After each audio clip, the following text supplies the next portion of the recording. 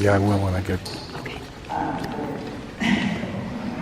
Here to moderate this evening are 3 League of Women voters.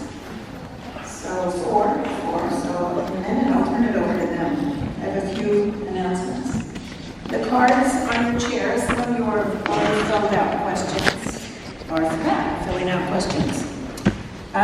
If you need a pencil, raise your hand and we'll bring them around. They've asked me to tell you that if you have a long question, to write it in the front and then turn it over and finish it on the back, rather than squish it all into the very bottom of the one side. Because if they can't read it, you won't get your question asked. And I think that's all. So I will now turn it over to the League of Women Voters. Thank you for coming.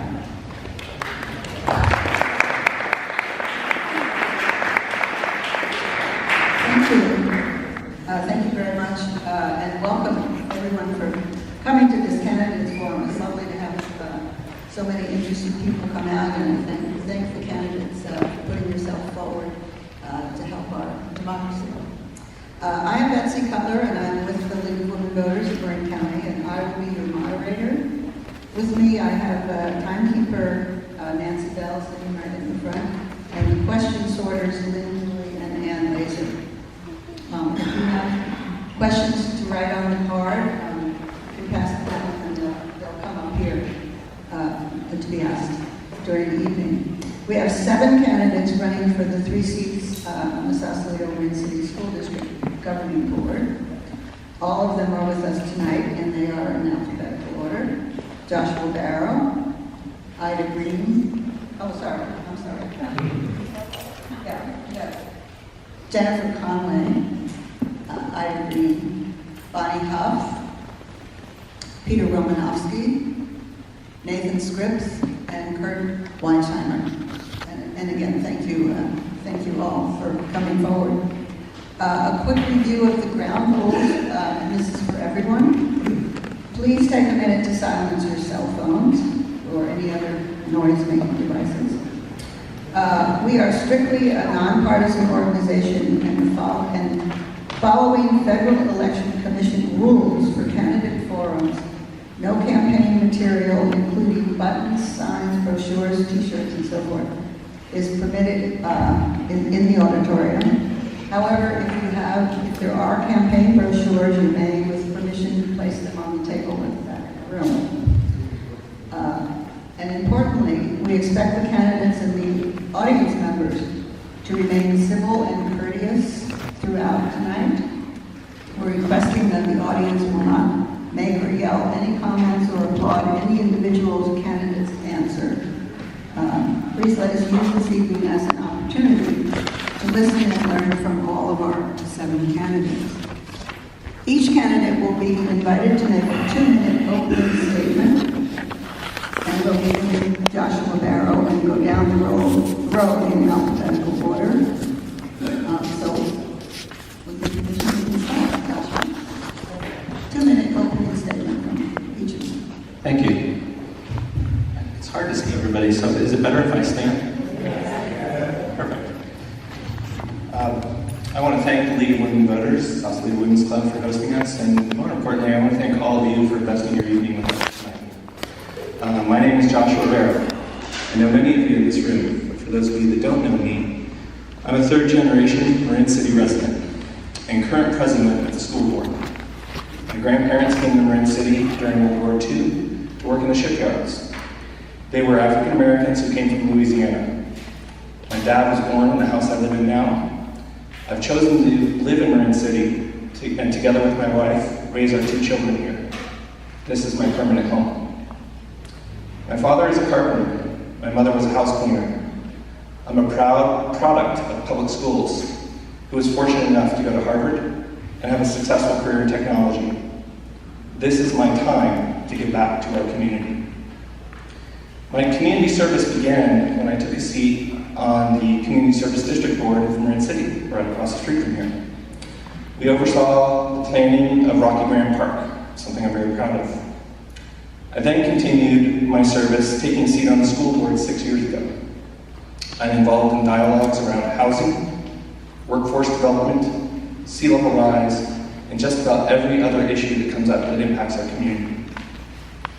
I have been frustrated with the last few years of my board experience, being the deadlock board who doesn't share a common vision. It's time to end the deadlock and elect a board who will fully participate, who's dedicated to making our schools work for all kids. For this reason, I have chosen to run as a team with Jen and Kurt. They're experienced, well-informed, and committed to improving the district for all students. You're going to hear some things tonight about budget, AG, etc. And I want to leave you with positive vision for the future. Thank you. Jen? All right, I'd like to echo thanks to the Southwood Women's Club, the League of Women Voters, and all of you who have come here tonight. My name is Jen Conway, and I've lived here in Marin City for about 13 years, where my husband and I are raising my daughter Brooklyn, who's an 8-year-old third grader at Willow Creek Academy. I first got involved by volunteering in the classroom for my daughter Brooklyn, and since have gone on to be the co-president of the Parent Council. And also I serve on the Willow Creek Foundation Board as the parent liaison. I got involved in the district goings-on about 3 years ago when there was some commotion, and really just wanted to understand what was happening. So since that time, I've attended nearly every board meeting, and I've worked to do community education and engagement and outreach, because I noticed that there weren't nearly enough, and there wasn't a broad representation of our community involved in such a super important conversation that affects our children in our community. Moving forward, I think the first thing that we need to do is some foundational work is bringing people together in our community, starting by having open, transparent, honest dialogue and decreasing the divisive noise. One of the divisive messages out there is the parents of students at Willow Creek Academy have conflict of interest as board members. Fact is that most school boards welcome parents. Being a parent is actually a credential. They're committed, they're involved, and they have their ear to the ground. The district, as well as the county superintendent, have both said that parents of students at either school can fully participate on the board without conflict. But our opponents have suggested that we maybe shouldn't be board members because we are parents. Like 80% of all kids in this district, ours happen to go to Willow Creek. Josh, Kurt, and I come from very different backgrounds and have different perspectives, but we do agree on 2 things. One, the board is responsible for all the students in the district, and we need to prioritize our resources based on need, not which school they attend. And that we need to bring people together, not divide them with misleading information. Thank you.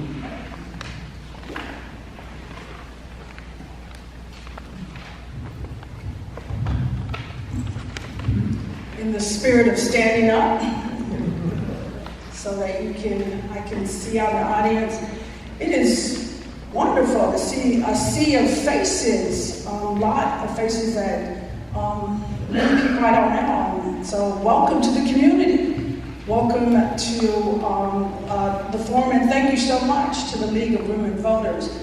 It's also the Women's Club for hosting tonight. I'm Ida Times Green, and for the last 58 years, this has been my community. This is my life. I'm a product of the public school district right here in Sausalito. I was raised just up the street there. My grandfather too came from the South for an opportunity to work in the shipyards. And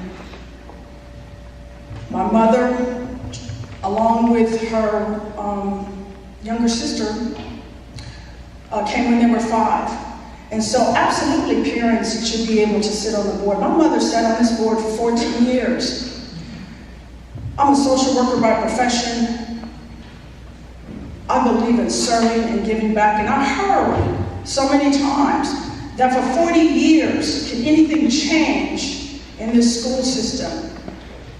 And yes, it can. And for 40 years,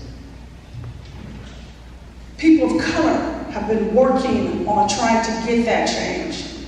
And so I'm hoping that others will join me, like my opponent, Bonnie, in wanting to make change specifically for those who are less advantaged. Thank you.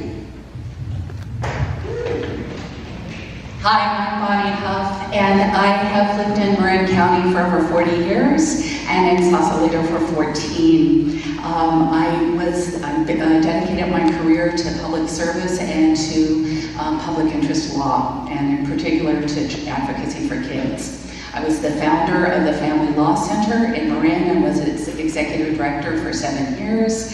I also I was one of the founders of the Marin Women's Hall of Fame, and I'm honored that I'm a member of the Hall of Fame. I was board president of many organizations and then vice president of La Familia. I've been on the Marin Food Bank and many other organizations. For the last 20 years, I have worked for the State Judicial Council, which is the policy-making organization for the state court system, and I work on access to justice issues. I administer over $68 million in funding for self-help, legal services, and domestic violence programs, and oversee the legal work in those areas in child support, family law, domestic violence, and access to justice generally. I am really used to, I serve as staff to many boards. I've been either on the board or staff to boards for over 35 years. I'm really used to looking at big board agendas and understanding issues, and I come to this with a fresh pair of eyes and perspective on this issue. And I'm honored to run with Ida Times Green because she brings a whole nother perspective. And I believe that we need to hear from a variety of folks, including parents. Parents are incredibly important on the board. But I think we need a variety of people because there are huge decisions that are coming forth for this board. And we need to hear from every member of the community. This is a time for diversity to bring all those voices together. And I hope to be able to use my skills as a consensus builder to bring us together. Thank you. When do I start? When's the clock start? My name is Pastor Peter Romanowski. I came to Marin County when I was 16 in 1964. 1964, and I've been pastoring the past 2.5 years in Sausalito. We're meeting at the senior center. We're looking for a new place to meet. You know, I've been pastoring waterfront people in the Anchor House in Sausalito. I married into a powerful political family, the Keppenhofen family. My father-in-law was former supervisor of this county and chairman of the Marin General Hospital, chairman of College Board, chairman of the Maritime Academy, friend of presidents, governor appointee, friend of presidents. So I'm accustomed to being around politics and power. And I have run for office 14 times now. I think this is my 14th time. And I'll never give up. This is my 3rd time for Sausalito School Board. And if I lose, I'm eventually building a vote base to run for Congress. That's my belong game before I die. I'm 69 years old. So I know I'm going to collect votes. I've been collecting them for 14 elections then.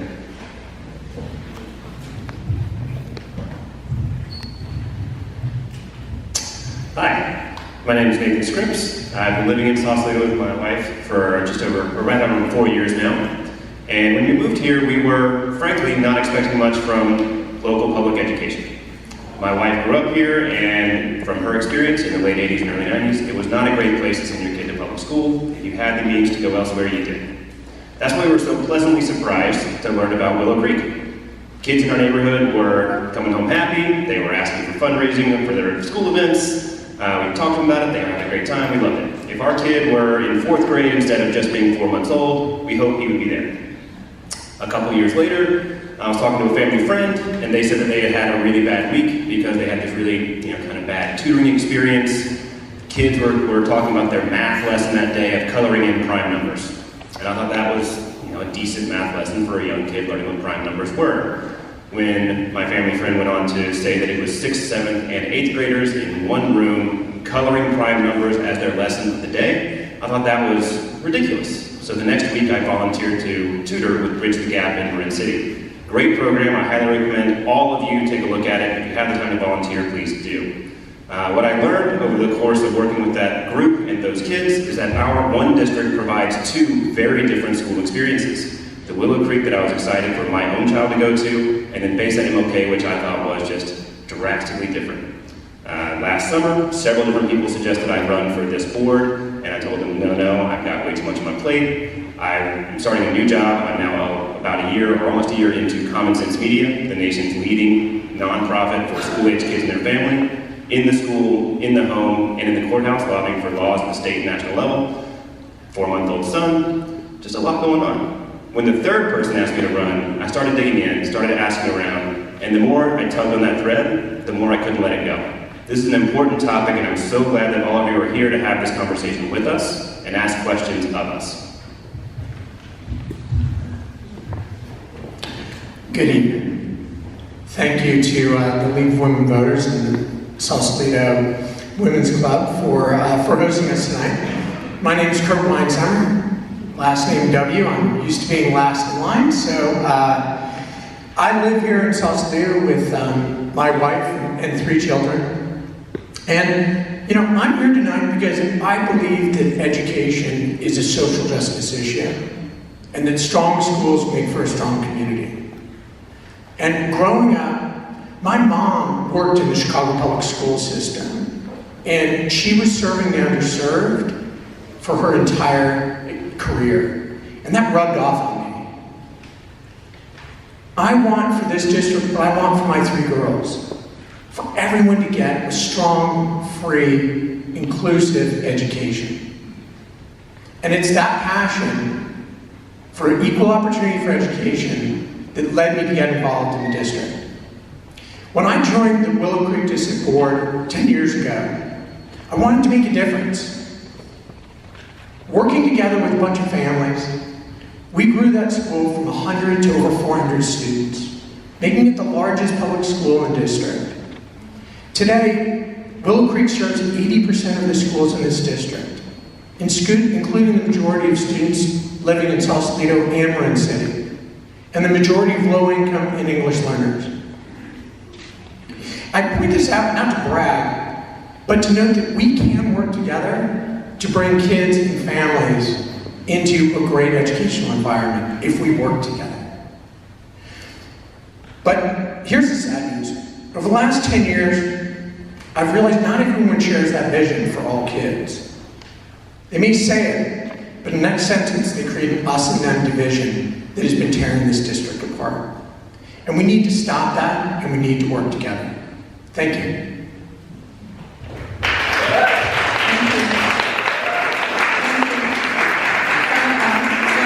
Ask you please not to applaud, as I mentioned at the beginning. Now we'll start with the questions, and I'll remind you that you'll each have 1.5 minutes, and we're going to start with Jen, going alphabetically. This question has to do with budget, and we've had several people submit questions about budget. And here's the question. The district has a $500,000 a year deficit. Is the best solution to cut $1 million from Willow Creek? And as I say, we'll start with Jen. The answer to that question is absolutely not, from my perspective. There has been deficit spending for a couple of years now, and I believe it's the next year that we go below the legal limit of our reserve fund, so we can no longer continue to deficit spend. There are a couple of different areas where we can pull this money from instead of taking that $1 million that will end up coming out of the classroom at Willow Creek Academy that serves 80% of the students in this district. There's first $1.3 million, I believe, in the bank from insurance money from the district office fire. That's not considered in the reserves right now. We could use that money to pay down the debt. There's interest-bearing debt for the state-of-the-art modular classrooms here. that were built, and they were originally intended to be paid off with a bond. That bond did not end up going through, but so we could use that money to pay them off. So we no longer have that. And then I believe within the overhead in the district office, we have a full-time chief business officer, we have a full-time superintendent, we have a full-time principal on top of that leading the school. I think there are areas where we could consider combining roles and looking at creative ways to reduce the overhead without making any cuts to the classroom at either school, just keeping both schools' programs fully funded.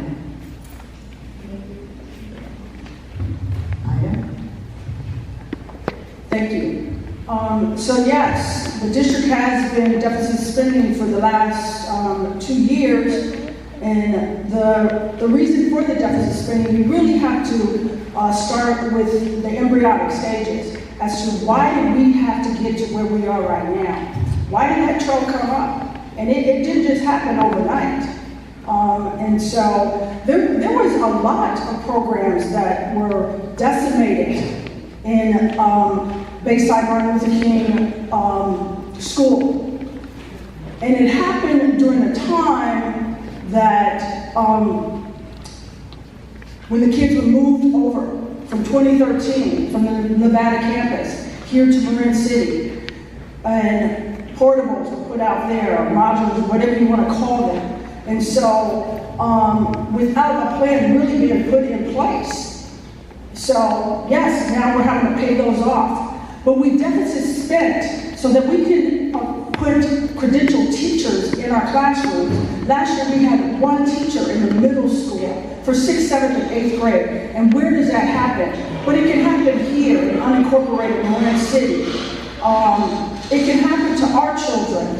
And so yes, we deficit spent so that we could put credentialed teachers into the classrooms to give our kids a little a platform. Thanks. So I absolutely think, first of all, Jen, the superintendent is only at 80%, which has been discussed in board meetings recently, and I know that you haven't been coming, but it is an 80% thing, and the superintendent is doing a really fabulous job about trying to look at those expenses of the district.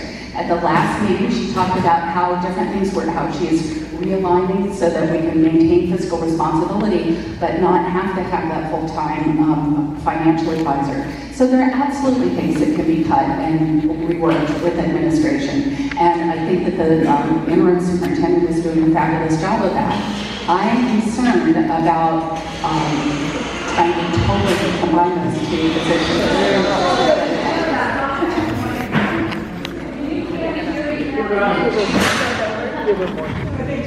Okay.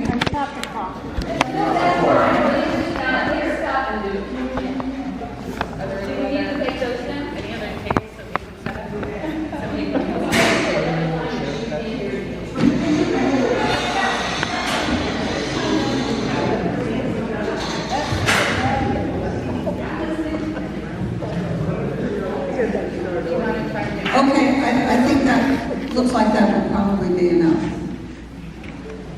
Thank you. Bye. Okay. Thanks. I love the fact that so many people are here. Thank you all for being here. It's really wonderful that people care so much about this district. So there are incredible things that can be done, and I don't think, I mean, if we only have a $500,000 deficit, we don't need to take $1 million out of Willow Creek.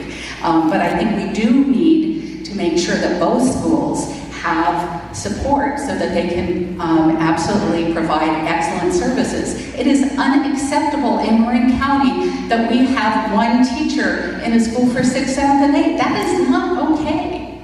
It is not okay when we have a school that is primarily children of color, that we only have 7 white kids who are coming to the school, and part of that is because we have starved the school. We have starved the school for many years, and that's not okay. So then children do go to Willow Creek, which is a great opportunity. That's a wonderful resource for them. But it's not okay that we have left children behind, and that's why I'm running, because I really think that we need to come together to to make sure that both schools have the support and to build on the incredible resources in this community, both volunteer, community support, and grant funding. We have an amazing opportunity here.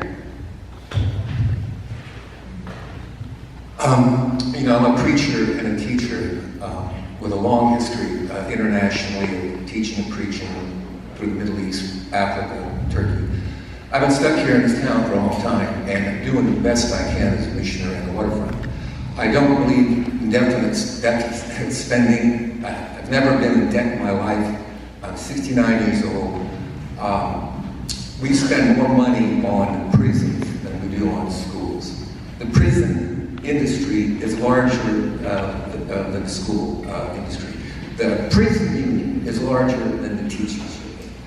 The largest, our number one product is agriculture in California.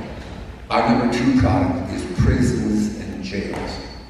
And I will do everything I can to not go into debt and seek money for education and take away money from prisons and judges and lawyers and all these people that feed off the bones of the homeless and the poor in this California, which is has the highest homeless rate, highest poverty rate, highest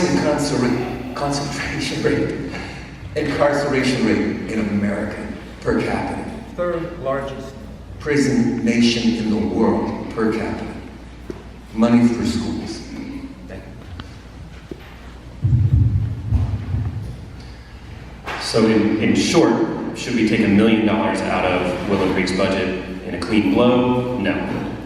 Any shift of that scale is going to be massively disruptive to a student body. And if any district knows what massive disruptions to a student body can do, it's ours. We don't have to look far into our history to understand what cutting in the classroom in any way, shape, or form can do, and we don't have to look very far back to understand what a massive disruption to stability can do for a long time. So $1 million in one clean blow out of Willow Creek would be that massive disruption. That said, I know boards in the past, and whatever board we become, is going to have to make hard decisions that are unpopular to a lot of people. I know that boards before us have had to make unpopular decisions for a lot of people, and those decisions included cuts out of classrooms. They included programs that were removed from schools. Now, most of those programs were removed out of Bayside MLK. Some of those programs have started to come back in recent years. I'm sure we'll hear a lot more about that later tonight. As we talk about the budget and the fiscal cliff that we have right now, you'll hear a lot of people say we can't cut in classrooms, which is true. We don't want to. We're going to have to cut at the administrative overhead. We've heard several people say that we don't need to have a CB, a chief business officer. We don't need to have a superintendent. We don't need to have this and that. There are smart decisions to make. We can certainly make one of our two heads of schools a superintendent as well. We can look at alternative structures that way. We can look at shared resources, especially if we move to a multi-year plan to co-locate our campuses once again when they are both award winners.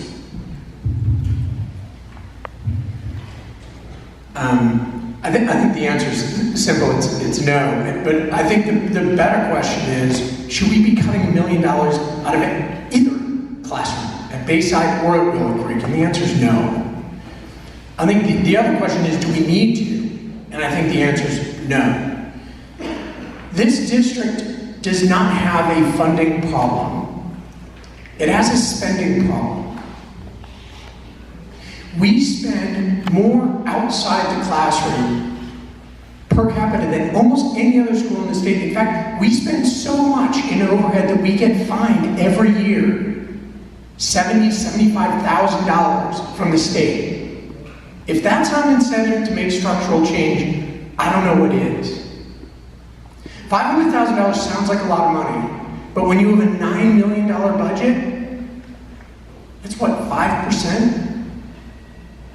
It's not that hard. But we've got to think about how do we work together to get things done? How do we look at what we're spending outside the classroom? We're literally spending hundreds of thousands of dollars in consultants and legal fees that we should not be spending.